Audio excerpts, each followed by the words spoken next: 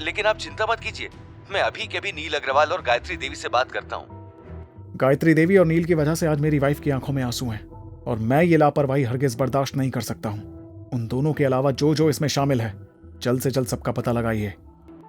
Yes sir, don't worry, अब ये लोग बचेंगे नहीं। ऐसा ही होना चाहिए। और अब आगे क्या करना है मैं आपको कल सुबह कॉल करके बताऊंगा। Yes sir. ये बात सुनते ही गौतम ने फोन काट दिया और गुस्से में खिड़की के बाहर देखने लगा।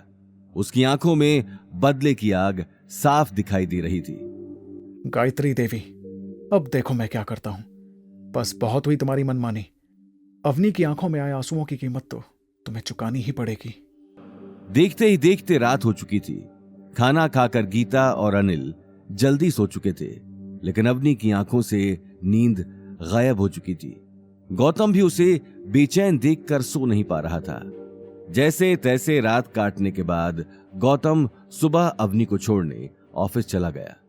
गौतम इससे पहले भी कई बार अवनी को छोड़ने अग्रवाल ग्रुप आ चुका था, लेकिन आज उसके आने की वजह कुछ और थी। उसने सुबह उठते ही अभिनव को सारी प्लानिंग समझा दी थी, जिस प्लानिंग के मुताबिक ही आज अग्रवाल ग्रुप में सारी चीजें होने वाली थी। ऑफिस आते ही गौतम ने कार पार्किंग में लगा दी और एक टक बिल्डिंग को देखने लगा। अवनी उसी वक्त पार्किंग के पास रखे टेबल पर चली गई, जहां एक 40-45 साल का बूढ़ा बैठा था। इससे पहले कि गौतम कार से उतरकर अवनी के पास जाता, उसके मोबाइल की रिंग बजने लगी। मोबाइल पर अभिनव गुप्ता का नाम देखते ही उसने कॉल उठा लिया और अवनी को देखने लगा। सर, मैं ऑफिस पहुंच चुका हूं। अब सिर्फ आपके बताए हुए नाटक की शुरू होने की देर है। मिस्टर अभिनव, ध्यान रहे, किसी को मुझ पर शक नहीं होना चाहिए। सर, मैं आपकी कही एक एक बात को अच्छे से समझ गया। Trust me, I will not let you down. Good. Gautam ने अगले ही पल कॉल काट दिया और कार से उतरकर अवनी को देखने लगा। अवनी के चेहरे पर अभी तक गायत्री देवी का डर बना हुआ था। अवनी, दादीसा के बात के बारे में ज्यादा मत सोचो। आखिर सच ज्यादा दिन तक छुप नहीं सकता है। और तुम देखना, दादीसा ये कॉन्ट्रैक्ट तुम्हारे बिना नहीं कर पाएंगी।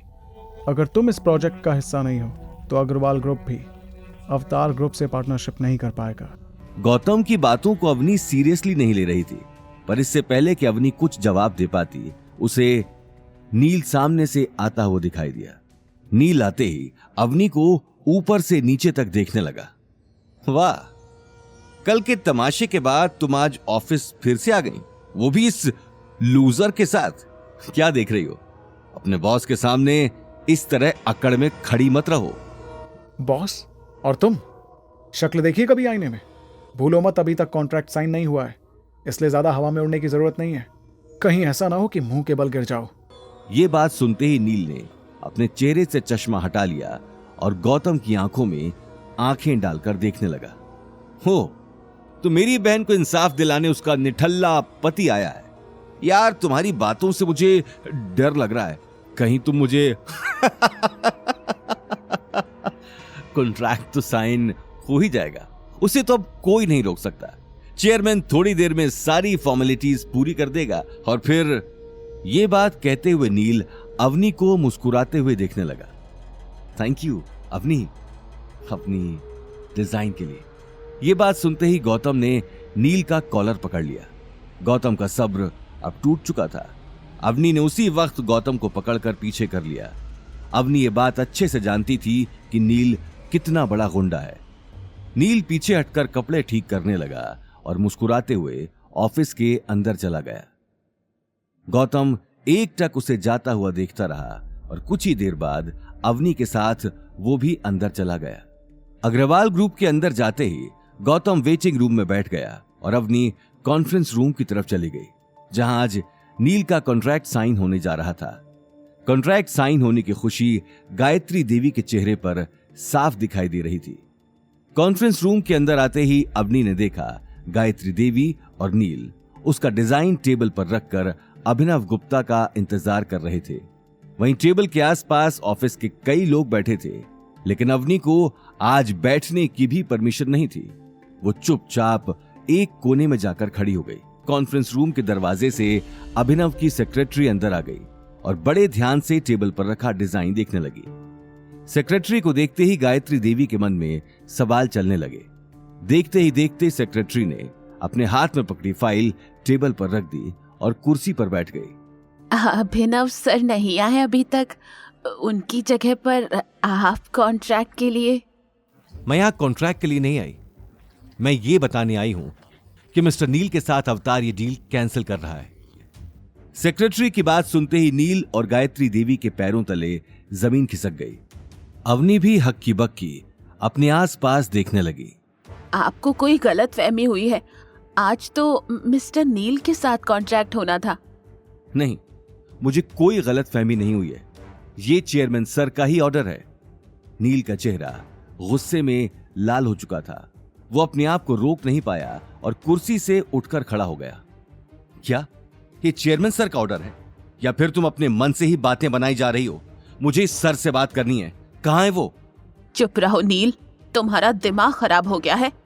गायत्री देवी ने उसी वक्त नील को डांटकर कुर्सी पर बिठा दिया। सेक्रेटरी का गुस्से भरा चेहरा देखते ही वो मौके की नजाकत को समझ चुकी थी।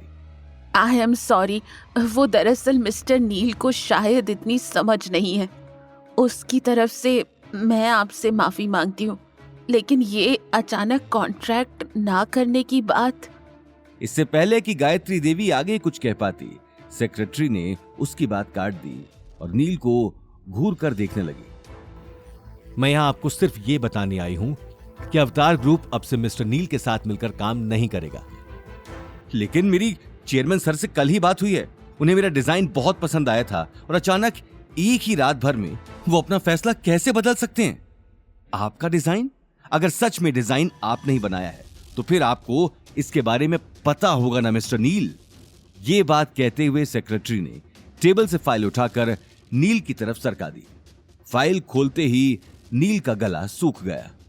हमने आपके बारे में पता किया है, आपने तो अपनी कॉलेज स्टडीज भी पूरी नहीं की, बीच में ही छोड़कर भाग गए थे, तो फिर आपके पास डिजाइनर की डिग्री कहां से आई? और तो और आपके अब तक के बनाए हुए सारे डिजाइन्स भी हमने देखे हैं, उनमें से एक भी डिजाइन ऐसा नहीं था जिसे देखकर आपको काम दिया जाए। तो फिर आपको अचानक क्या हो गया कि आपने इतना अच्छा डिजाइन बना दिया? Please explain it to me. Secretary की बात सुनते ही नील और गायत्री शर्म से सिर झुकाकर एक दूसरे को देखने लगे। गायत्री देवी को अंदाजा भी नहीं था कि उसका झूठ इतनी जल्दी पकड़ा जाएगा। वहीं सेक्रेटरी की आंखों में अभी तक गुस्सा भरा हुआ था। आप दोनों जिस कंपनी में काम कर रहे हैं उसी को मिलकर लूट रहे हैं, आपको शर्म आनी चाहिए। आपकी इन करतूतों की वजह से आपको जेल भी हो सकती है, इस बात का अंदाजा भी है आप दोनों को। अपनी बात पूरी कर सेक्रेटरी कॉन्फ्रेंस रूम में बैठे सभी लोगों को देखने लगी और अगले ही पल गेट से बाहर निकल गई। सेक्रेटरी के जाते ही कॉन्फ्रेंस रूम में सन्नाटा छा गया।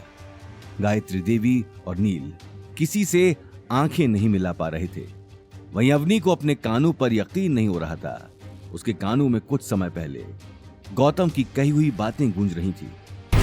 आगे की कहानी जानने के लिए देखिए अगला एपिसोड सिर्फ पॉकेट एफएम के यूट्यूब चैनल पर और रॉयल वारिस के सारे एपिसोड्स को सुनने के लिए डिस्क्रिप्शन में दी लिंक से डाउनलोड करें पॉकेट एफएम ऐप।